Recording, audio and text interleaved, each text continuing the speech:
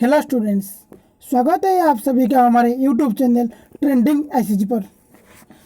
आज हम मैथ्स का मॉक टेस्ट 1 करने वाले हैं। चलिए आज का सेशन को बिना देरी किए शुरू करते हैं। देखो हमारा पहला क्वेश्चन क्या है, पहले आप इसको पॉज करके पहले कर लो, उसके बाद इसका आंसर देखो। तो चलिए इसका आंसर देखते हैं। देखो, a trader allows two successive discounts of 10% and 10% on selling price. If he sells that article for 405 rupees, then what is the marked price of the article? देखो यहाँ पे आपको सक्सेसिव डिस्काउंट में दिया है, यानी इसका इन दोनों का सिंगल डिस्काउंट क्या हो जाएगा। इसका एक फॉर्मूला है, वो फॉर्मूला क्या है, देखो X plus Y minus X into Y divided by 100, ये इसका फॉर्मूला होता है। यहाँ पे इसको पुट कर लेंगे। देखो यहाँ पे क्या है, 10 है और यहाँ पे भी क्या है, 10 है, और इन दोनों का गुना क्या हो जाएगा, 100 हो जाएगा। तो नीचे भी क्या है, 100 है, तो ये क्या कट गया, क्या बचा, एक बचा, यानी यहाँ पे 20 और यहाँ पे -1, तो कितना हो गया, 19% का डिस्काउंट होगा। यानी वो ट्रेडर क्या करेगा, उसी कितना में बचेगा। यदि आपका मार्क प्राइस कितना होगा, 100 होगा, यदि आपका मार्क प्राइस कितना होगा, 100 होगा, तो 100 पे वो कितने का परसेंटेज देगा, 19 का परसेंटेज देगा। यानी वो कितने में बेचेगा, यानी वो उसको 81% में बेचेगा। यानी 81 हमारा आपको कितने दिया है, 405 रुपीज़ आपको दिया है।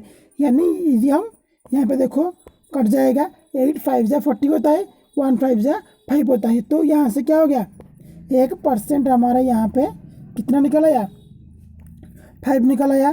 तो आपको क्या पूछा है, मार्क प्राइस। मार्क प्राइस यानी क्या होता है, 100 इंटू 5। देखो यहाँ से क्या हो जाएगा, देखो तो हमारे यहाँ पे एक का वैल्यू कितना आ गया, 5 आ गया, तो 100 का वैल्यू कितना आ जाएगा, 500 आ जाएगा। तो ये किस किस का आंसर सही है, प्लीज़ कमेंट में ज़रूर बताना। तो चलिए देखते हैं हमारा सेकंड क्वेश्चन। देखो सेकंड क्वेश्चन, पहले इसको आप कर लो। तो चलिए देखते हैं इसका सही आंसर क्या होगा। देखो, एक आयताकार क्षेत्र की लंबाई तथा चौड़ाई का अनुपात 5:4 है। यदि क्षेत्र का परिमाप 90 मीटर है तो उसकी चौड़ाई क्या होगा।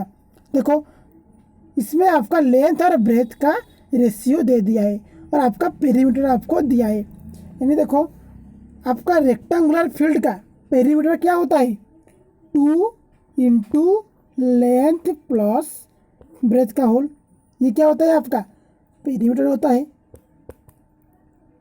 और आपको पेरीमीटर कितना दिया है, 90 दिया है। और यहाँ पे आप क्या करोगे, लेंथ और ब्रेथ को x ले लो, यानी यहाँ पे 5x हो जाएगा और यहाँ से क्या हो जाएगा, 4x हो जाएगा। तो इन दोनों को ऐड कर लो, यहाँ से देख लो 5x प्लस 4x, यानी ये पे क्या हो जाएगा, 9x हो जाएगा, और यहाँ पे 2 है, यानी यहाँ पे क्या हो गया, 18x हो गया। यहाँ पे देखो, यहाँ पे आपका क्या हो गया, 18x हो गया, 9 x हमारा क्या निकल आएगा, 5 आ जाएगा ना। तो आपको क्या पूछा है, then what is its breadth, आपका इसका चौड़ाई बतानी है। चौड़ाई कितना है, 4 यानी 4x, यानी 4x कितना हो जाएगा, 4 इंटू 5 यानी क्या हो जाएगा, 20, इसका सही आंसर हो जाएगा। तो देखो प्लीज़ आप इसको अपने फ्रेंड के साथ ज़रूर शेयर कर देना, क्योंकि बहुत क्या परिश्रम लगता है। तो चलिए देखते हैं हमारा थर्ड सवाल। नेक्स्ट क्वेश्चन देखो, पहले इसको पॉज करके कर लो।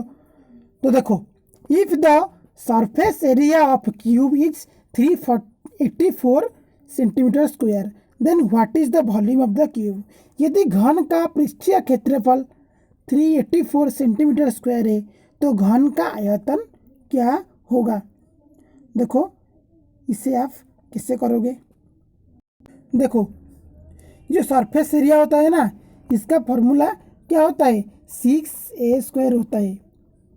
तो आपको यहाँ पे वैल्यू कितना दिया है, 384। तो a² का वैल्यू कितना हो जाएगा, यहाँ पे 6 को डिवाइड कर देंगे, यानी देखो यहाँ से कितना आ गया, 6 जा और 6 4 जा, तो यहाँ से आपका ए का वैल्यू कितना आ गया, 8 आ गया। तो आपको क्या पूछा है, volume.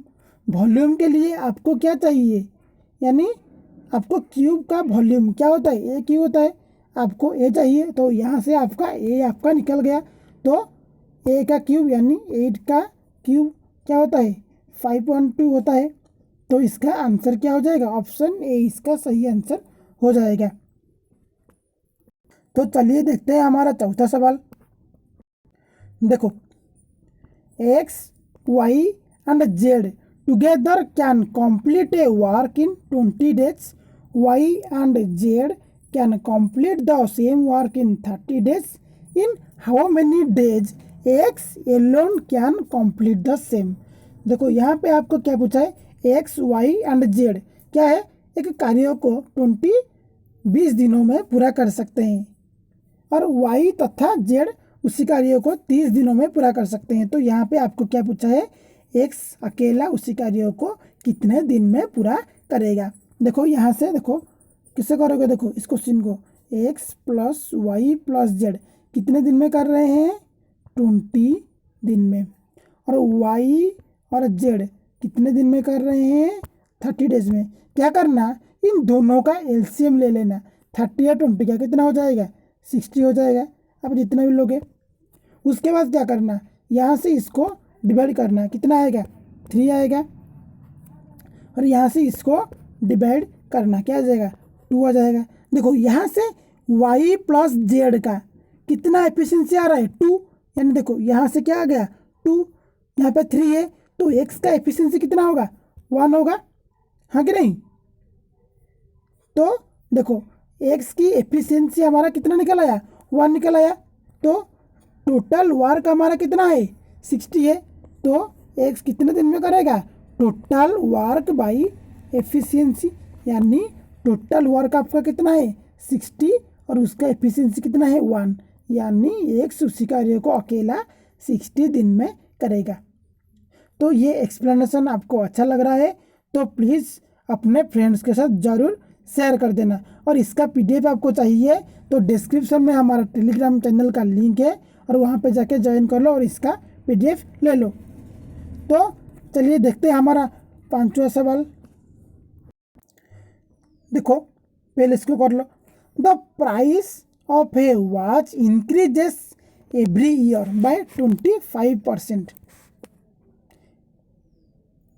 If the present price is 7,500, then what was the price 2 years ago? देखो एक घड़ी की कीमत क्या होता है, प्रति वर्ष 25% से बढ़ती है। यदि वर्तमान कीमत क्या है, 7500 रुपये है, तो 2 वर्ष पहले कीमत क्या थी। देखो ये भी आपका क्या है, एक सक्सेसिव रेट में बढ़ता है। तो देखो मैं आपको एक एग्जांपल देता हूँ। देखो देखो लेट हमारा क्या, 2 वर्ष पहले कितने लोग थे, x लोग थे।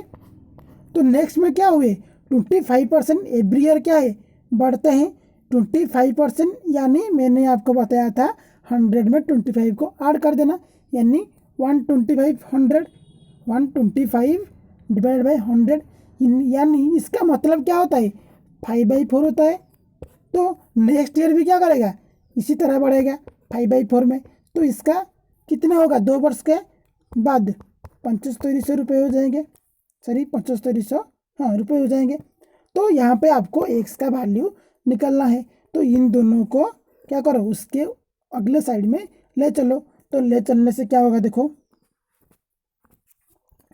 देखो एक्स इजिकल टू 7500 इंटू ये क्या हो जाएगा, पलट जाएगा ना, 4/5, यहाँ पे भी क्या हो जाएगा 4/5, 5 जा 25, 25 3 जा 75।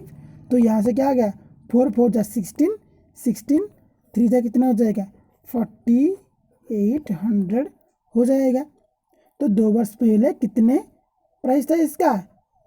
4800 था। तो इसका सही आंसर क्या हो जाएगा? ऑप्शन ए इसका सही आंसर हो जाएगा। तो चलिए बढ़ते हैं हमारा 6 सवाल पर।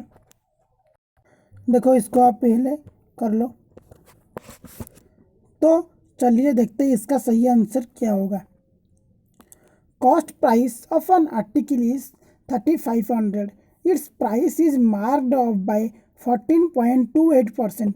If the article is sold at 10% discount, then what will be the value of profit? देखो यहाँ पे आपको क्वेश्चन में क्या पूछा है, एक वस्तु का क्रय मूल्य कितना है? 3500 रुपये है। और क्या किया गया?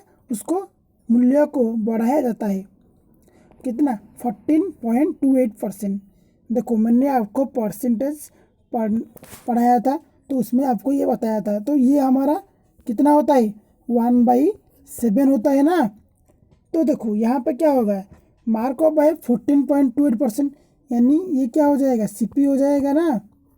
और मार्क कितना क्या है? जितना 1 ज़्यादा क्या है, यानी मार्क प्राइस कितना होगा? 8 हो जाएगा। यहाँ पे मार्क प्राइस कितना हो जाएगा? 8 हो जाएगा।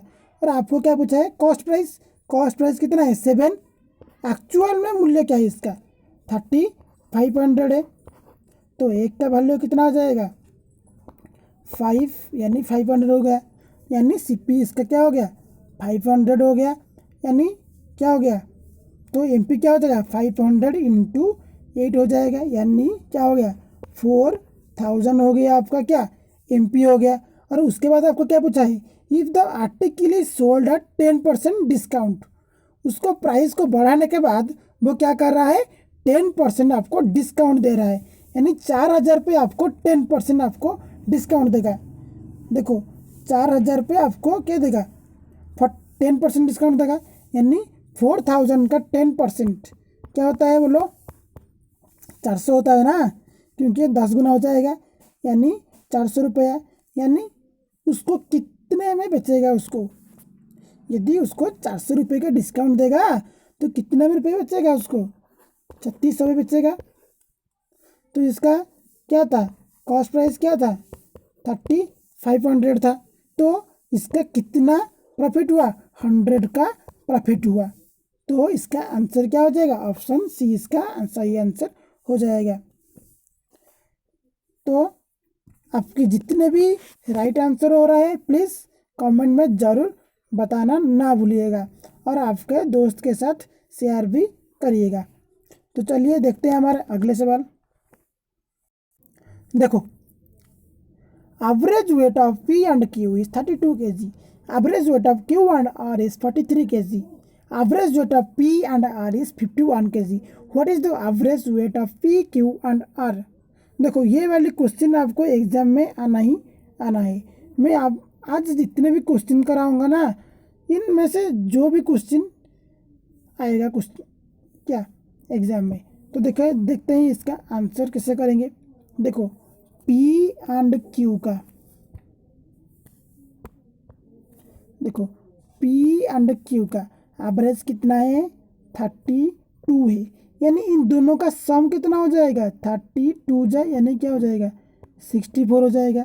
उसी तरह देखो क्यू एंड आर का आपको कितना दिया है? 43 kg। यानी इन दोनों का सम कितना हो जाएगा? 86 हो जाएगा। उसी तरह देखो पी एंड आर का कितना दिया है? 51 kg। यानी इन दोनों का सम कितना हो जाएगा?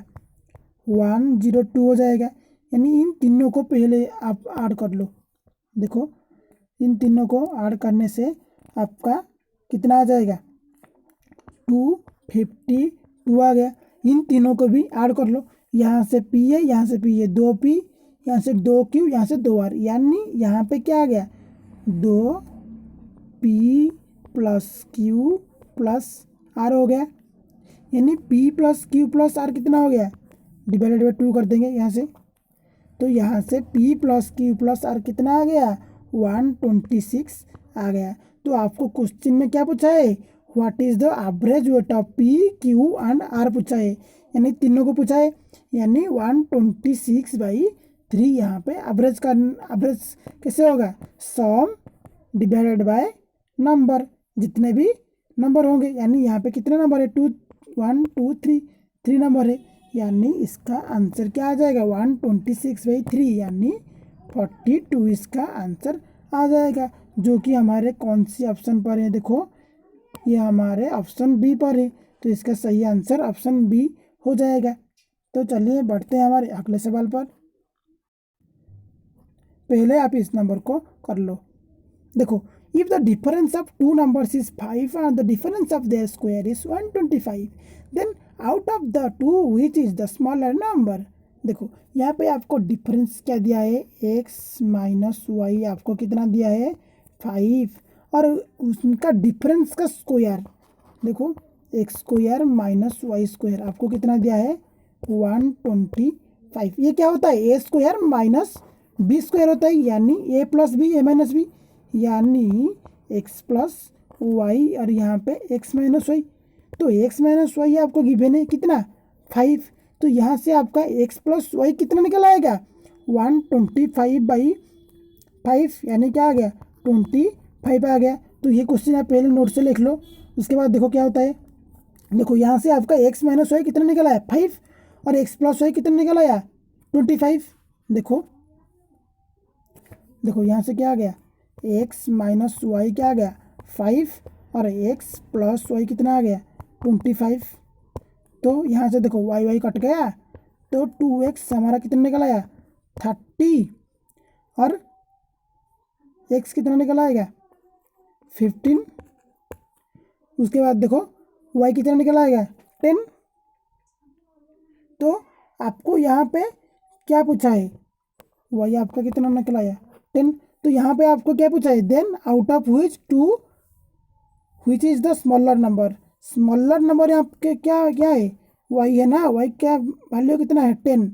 तो इसका आंसर क्या आ जाएगा, ऑप्शन डी इसका सही आंसर हो जाएगा। तो चलिए देखते हैं हमारे अगले सवाल। पहले कर लो इसको।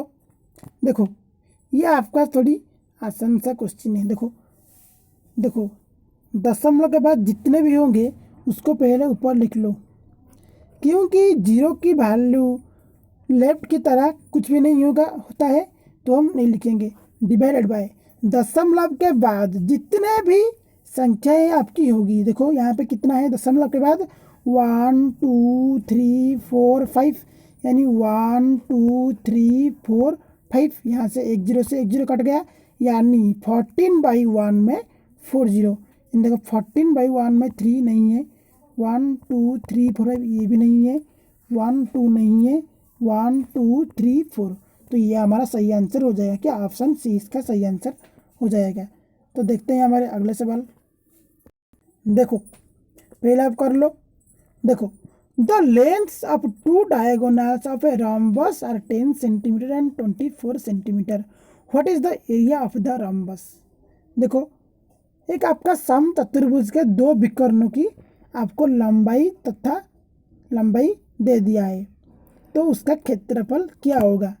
इसको जानने से पहले आपको क्या क्षेत्रफल की फार्मूला याद रखनी पड़ेगी। देखो मैं आपको बताता हूँ। देखो आपकी क्या मेंसुरेशन में जितने भी फार्मूला है वो आप रट लो, क्योंकि उसके बेस पर ही आपके क्वेश्चन आएंगे। मैं आपको ये भी बताना चाहता हूँ कि सभी फार्मूले आपको याद रखना नहीं है, जो आपका बेस की फार्मूला है वो आप याद रख लो। तो देखो रोम्बस की एरिया की फार्मूला क्या होता है, हाफ इंटू क्या होता है विकर्णों की लंबाई का गुणनफल, यानी हाफ इंटू 10 इंटू 24, यानी 2 5 जा और 24 5 जा कितना होता है 120। देखो मैं आपको बताता हूँ 30 तक आप टेबल को याद रख लो पूरे अच्छी तरीके से। तो इसका सही आंसर क्या हो गया, ऑप्शन सी इसका सही आंसर हो गया। तो बढ़ते हैं हमारे अगले सवाल पर। देखो इस क्वेश्चन को हम कैसे करते हैं। देखो यहाँ पे आपको क्या दिया है, which of the following number is divisible by 6। यहाँ पे आपको कौन सी संख्या 6 से विभाज्य है। देखो 6 से विभाज्य होने का फॉर्मूला क्या है, जो संख्या हमारा 2 और 3 से डिविजिबल होगा यानी विभाज्य होगा, तो तो उसी संख्या हमारा 6 से डिविजिबल हो जाएगा। और 2 का डिविजिबल का रूल कितना है, और इक्कीस अंक में जब हमारा 0, 2, 4, 6 और 8 रहेगा तो उसी संख्या हमारा क्या हो जाएगा, 2 से डिविजिबल हो जाएगा। और 3 का डिविजिबिलिटी रूल क्या है, हम क्या करेंगे, सभी संख्याओं का योग करेंगे। यदि योग के बाद उसी संख्या हमारा 3 से डिविजिबल हो गया तो उसी संख्या हमारा 3 से डिविजिबल हो जाएगा। तो चलिए देखते हैं इसका सही आंसर क्या हो जाएगा। तो ऑप्शन ए पर गौर करो। इस पहले देखो इकाई अंक पर क्या है, 2 है, तो ये क्या हो जाएगा, 2 से डिविजिबल हो जाएगा। तो 3 से देखते हैं, 2 3 5 5 5 10 10 6 16 16 प्लस 2 18 18 क्या होता है, 3 से डिविजिबल होता है कि नहीं, होता है ना। तो ये भी 3 से डिविजिबल हो जाएगा। यानी ये संख्या हमारा क्या हो गया, 2 से डिविजिबल हो रहा है और 3 से भी डिविजिबल हो रहा है। तो ये हमारा क्या हो जाएगा, 6 से डिविजिबल हो जाएगा। तो एक एग्जाम करते हैं। देखो यहाँ से देखो 2 है ना, यहाँ से क्या हो जाएगा, 2 से डिविजिबल हो जाएगा। देखते हैं 3 से डिविजिबल होगा कि नहीं। 3 4 क्या होता है, 7 7 7 14 14 4 18 18 प्लस 2 20 20 क्या 3 से डिविजिबल होता है, नहीं होता है। तो ये हमारा नहीं होगा। तो इसी तरह आप इन दोनों का कर लेना। तो इसका सही आंसर क्या हो जाएगा, ऑप्शन ए इसका सही आंसर हो जाएगा। तो चलिए बढ़ते हैं हमारे अगले सवाल पर। देखो क्या होगा, if 3/2 p is equal to 4/5 q is equal to 2/3 r। देखो इसको हम कैसे करेंगे। देखो जब आपको a is equal to b is equal to C आपको दिया होगा, A B is equal to B C कर देंगे, यानी ए बी और ए सी भी करेंगे तो चलेगा। देखो यहाँ से क्या हो जाएगा, 3/2 p is equal to 4/5 q हो रहा है। यानी देखो यहाँ से जब हम q को यहाँ से लाएंगे तो 2 क्या होगा, यहाँ से मल्टीप्लाई हो जाएगा और 3 क्या हो जाएगा, यहाँ से मल्टीप्लाई हो जाएगा। यानी ये क्या हो गया, 4 2 जा 8 और ये क्या हो गया, 15 हो गया। तो दूसरे में देखो यहाँ पे क्या है, 4/5 q is equal to 2/3 r। यानी r यहाँ पे आ गया और 5 क्या हो गया, यहाँ से चला गया और यहाँ से क्या हो गया, यहाँ पे आपका 4 आ गया। यानी देखो यहाँ से क्या हो जाएगा, 2 2 जा कट जाएगा। यानी यहाँ पे आपका क्या आ गया, देखो तो यहाँ से आपका क्या बचा, 5/6 बचा। देखो मैं यहाँ से इसको समझाता हूँ। देखो पहले आपका p/q आपका कितना निकल आया, 8/15 आया। उसके बाद क्या आया, q/r आपका कितना आया, 5/6 आया। देखो हम इसको कई बार कर चुके हैं।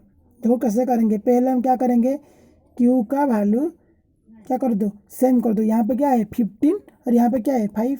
तो यहाँ से 3 को मल्टीप्लाई कर लो, यहाँ से भी 3 को मल्टीप्लाई कर देना। यानी p का कितना निकल आया 5 और q का कितना निकल आएगा 15 और r का कितना निकल आएगा 6 3 जा 18। यानी क्या आ गया, 8 इज टू 15 इज टू 18 आ गया। तो इसका सही आंसर क्या हो जाएगा, ऑप्शन ए इसका सही आंसर हो जाएगा। तो चलिए बढ़ते हैं हमारे अगले क्वेश्चन पर। देखो यहाँ पे आपको एवरेज का एक क्वेश्चन दिया है।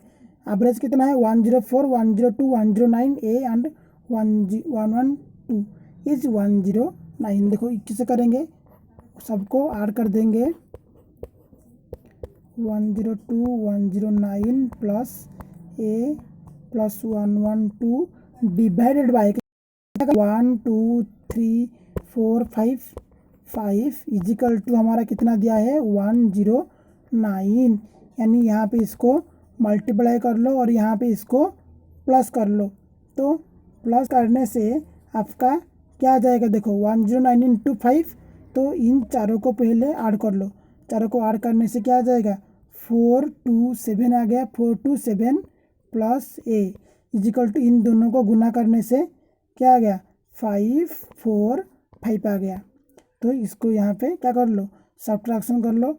तो यहाँ पे आपका ए का वैल्यू कितना आ जाएगा 118 आ जाएगा। तो इसका सही आंसर क्या हो जाएगा, ऑप्शन सी इसका सही आंसर हो जाएगा।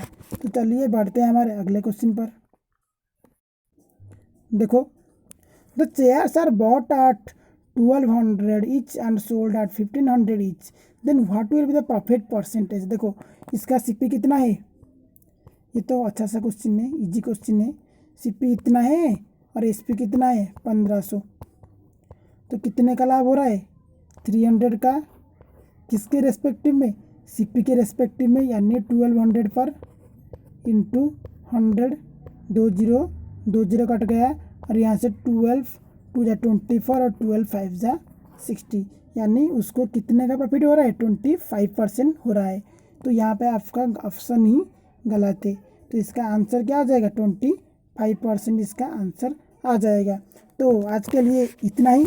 देखो आपकी मार्क्स कितना है, तो आपकी स्कोर को देखो और इम्प्रूव करो इसको, तभी जाकर आप सिलेक्शन ले पाओगे। तो आज के लिए इतना ही। जय हिंद, जय भारत।